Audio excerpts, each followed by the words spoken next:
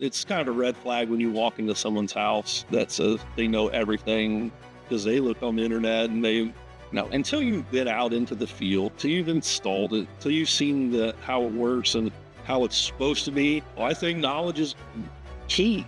I mean, the more you know, the better off you're going to be. Thanks for joining me today. Today, my guest is Greg Marlin with ABC Supply. All right, Corey Getz back here today talking more about contractor financial freedom. I have a special guest today. This is a friend of mine. I work with at a local supplier here, ABC Supply. Best place in town to get your shingles, get your siding, get your windows. I buy all of them from them. But this person here, Greg, he's a great guy. He has done a lot for me. So this is Greg Marlin, one of the top salespeople in ABC Supply. Here we are, Greg Marlin. Hello, good to be here. Thanks for having me on. Appreciate it. Yeah, thanks for joining me. I appreciate it. So we met through a friend, John Swank, who used to do gutters with me, and he said, I said, man, I need a better supplier. I need somebody to really work with me. And he goes, you need to call Greg Marlin. John Swank is a good man. John has since passed away about 2 or 3 months ago. So really, I didn't know that. Even during his, last days, he would always reach out via Facebook. That was his thing. And, he'd reach out, send me a Facebook message, see how me and my family's doing. His son-in-law, Dom Batnall, was actually the owner of Coomer Roofing, which is another contractor of mine. Yeah. I've met a lot of people through John Swank. He was just a good guy, simply a genuinely nice person. Yeah. Sometimes in this business, those are hard to find, but he captured the hearts of a lot of people on the south side of Indianapolis and Greenwood, and he had a successful career in the gutter world. So, he was a good person. Yeah, great guy. Speaking of the South Side, you're like a legend in Center Grove, right? My nickname is the Mayor of Greenwood. The Mayor of Greenwood. So unofficial, unelected. But no, I went to Center Grove High School, graduated in 1995. My wife went to Center Grove High School. She graduated in 97. We met a few years later. We knew each other in high school, but we never dated or anything. But later down the road, we dated, and the rest is history. Yeah, and she's the one who runs your Facebook page, right? She runs everything.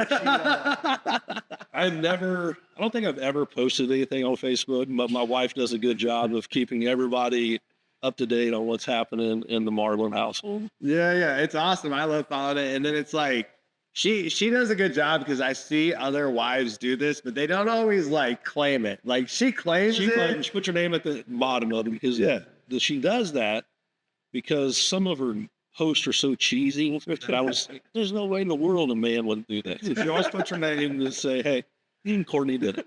Oh, we know. And that's why it's so funny that she actually claims it, because it's like, I see it when everybody else does. I'm like, oh, that's your wife for sure. I'm not doing it. So it's all her. She does a good job. No, that's great.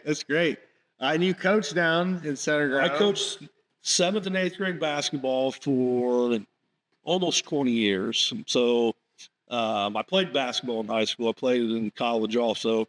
But when I was done with all that, coaching was my thing. I have 3 daughters, and I always coach the boys' team. So my wife's like, hey, it's the only boy time you have, so enjoy it. She supported it until my kids got so active that I was missing their activities to coach other kids, and it just didn't really work out. So I gave it up a few years ago, but it was definitely one of my passions, and I enjoyed the heck out of it. So yeah, that's awesome. And now you spend a lot of time traveling and with the sports with your daughters a lot. I have 3 daughters. My 2 oldest ones. One's a junior and one's a freshman. So 16 and 15. They play ECNL soccer, which is a national soccer league. We have traveled the United States in the last couple of years for their soccer tournaments, showcases, and their goal is to play college soccer, and they're on a good track to it right now. That's awesome. Well, I know you work your butt off, so I'm sure they get your work ethic a little bit. I hope so. So 17 years, 2 months with ABC Supply right now. What drives you to work at ABC? 17 years ago, I was hired by a gentleman named Rick Arnett, who was my mentor in the business. He was, to a lot of people, considered the best at what he does. Yes. He was my mentor for 15 years. He retired. I've got a new manager, Jeff Garman, super nice guy. But when I started 17 years ago, I didn't know the first thing about roofing, siding, windows, doors. I didn't know anything. So Rick was patient with me and kind of held my hand for a long time and walked me through the whole ins and outs of how to do this business, and been pretty successful under his tutelage for 17 years. So Yeah. last year, 2023 was the best year I've ever had. I did a little over 27 million in sales for the year. Woo! So I was excited. That's more than some supply houses branches, right? No comment. Killing it. Good job, man. So it sounds like you don't have any plan of ever leaving that company. I ABC Supply. I tell people all the time, I believe I'll be a lifer at ABC. They treat me well. They have great benefits. Their philosophy is take care of the employee, and then the employee will take care of their business. It's a great philosophy, and that's kind of what we do. We have tons of freedoms, but we've earned those freedoms over the course of 17 years. They just weren't given to us. But it's all in all, ABC is a great company to work for. And like I said, I'm more than likely will be a lifer at ABC. That's awesome. So today, what keeps you so excited about working at ABC? What's your inspiration? My inspiration and my drive, honestly, is my 3 kids and my wife. I want to give them a life that I didn't have. I had a good life, but I wanted to, I want to not necessarily spoil them. I guess I kind of want to spoil them, but no, I just want to give them opportunities and do things that I never got to do. And that's what drives me. Is I'm family oriented, and my 3 daughters and wife. That's what I do for. That's awesome. That's awesome. Do you have any notable success stories you want to share? Maybe you could relate them to UHQ. Hey, I'm excited for UHQ. In the world of Hardie, you have their residential, and then you have multifamily. Multifamily is the big gun. Yeah. UHQ landed a multifamily job that was delivered or started 2 weeks ago. Yeah, and it's going to last a couple weeks or months. But Yeah, a couple months. when you get onto the multifamily side of things, you're doing good things. Yeah. Residentially, I mean, you guys do a great job with everything you do. I've actually, every now and then, homeowners call in and ask questions, and I've answered the homeowner's phone call from you, and they were pleased as can be. So Yeah. keep up the good work, and Yeah. keep landing more of those residential jobs. Those multifamily, those are good too. I'm all about those. They sound good to me. Great. So speaking of Hardie Board, I do a lot of Hardie Board with my construction company. What are some common challenges or mistakes that you see contractors getting into when they're dealing with Hardie Boards? Just because you're a contractor doesn't necessarily mean that you can do everything. Okay, Hardie is it's a specialty product. You have to know the ins and outs of the installation of Hardie. That has always been the biggest problem I see. If people who, I wouldn't say necessarily don't have the wherewithal to do it, but they need to listen to people who have done it and learn from them. The installation in Hardie, in my opinion, this is just my opinion, has always been the biggest issue that I've seen with Hardie in general. Yeah. It has changed from time to time of how it's supposed to be installed, but people always want to cut a corner here or cut a corner there, and can't do it. You got to follow it to the letter of the law, and if you would do that, there would be a lot less problems for the people who install it without the knowledge of someone like yourself who does it every day of their lives. Right. Exactly. I see online training for contractors increasing. I know even ABC is offering some online training for contractors now. What do you think about that? What are your insights for contractors wanting to do stuff like that? Well, I think knowledge is key. I mean, the more you know, the better off you're going to be. In this day and age, computer, iPad, anything electronic is the new generation. Take advantage of all of it. Anytime that you see something that you think, hey, I might learn something, so now watch it, because you can never learn too much. Never stop learning.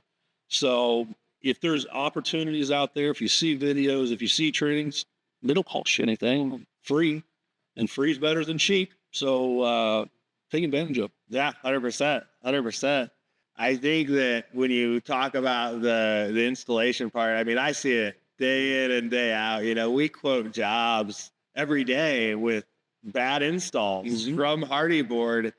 We get those calls for those homeowners that we bid them, and they say, "Oh, well, we think you're a little too expensive," and then they call us back because they need it fixed and they've got some issues, right? And I think the online training will be great for more stuff like that. You know, the more we can see people get around some of that online training, I think it'd be really good. What is something we need to see more of in this industry related to pricing and sales of Hardie Board siding? We need to be cheaper in price for one. I mean, like I said, well, I mean, we don't control pricing. Manufacturer does.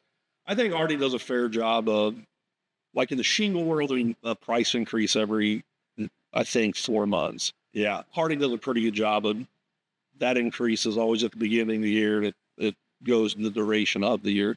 So that helps. I mean, I just think that if people, they need to learn the proper ways to bid, they need to learn the proper ways to install Hardie, and that will help everything on the Hardie side of their business. Yeah, absolutely. And I think Hardie's got, I mean, in the Indianapolis area, there's 4 or 5 reps that you can choose from. Yeah. Oh, and they're really good about answering the phone. If they don't answer the phone, they're going to call you back. Yeah. They're going to answer your questions. Take advantage of the resources that are out there. Yeah, and I know the one local rep was putting on some training classes recently. I went to one of those training classes. I learned something from them. Yeah, I think that's one thing I will agree with you. It's like, you know, we've got so many manufacturers in town, but how many of them have multiple reps, will take your calls, will show up at your job sites? I mean, they're great. And they are. They all they do a good job of, like I said, returning your phone calls.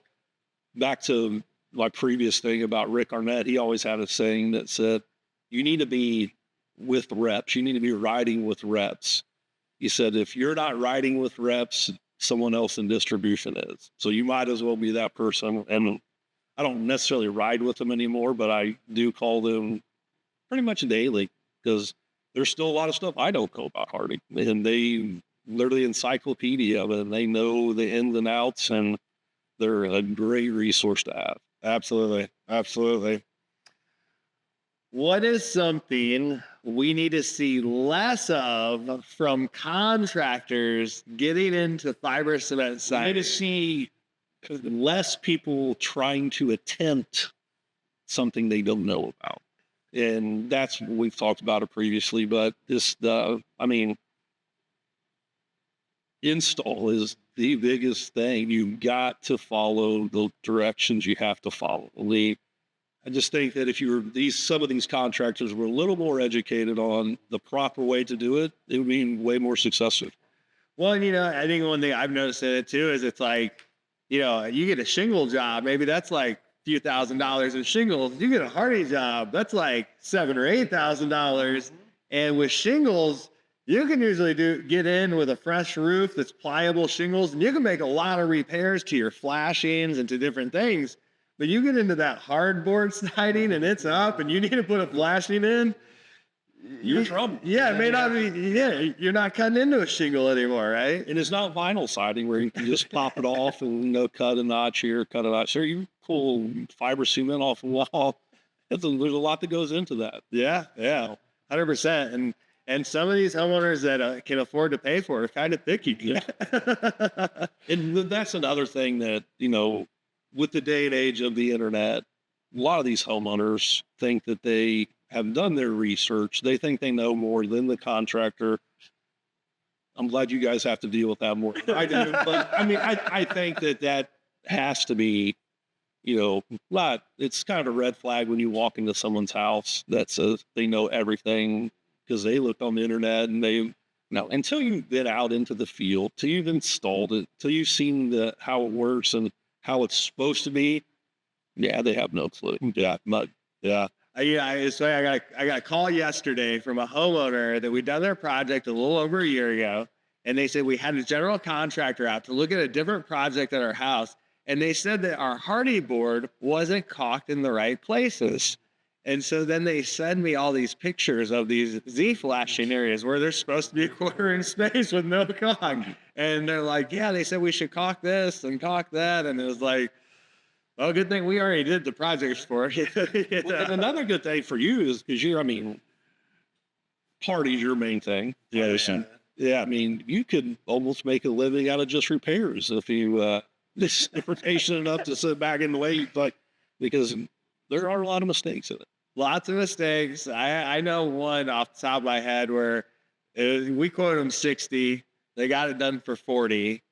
And I re-quoted them 48 because I was being nice. I wanted to leave as much as I could of the project. And they're like, that's more than what I paid. And I was like, well, yeah, I mean, you never pay the second guy the same amount as the first guy. It's always more. Yeah.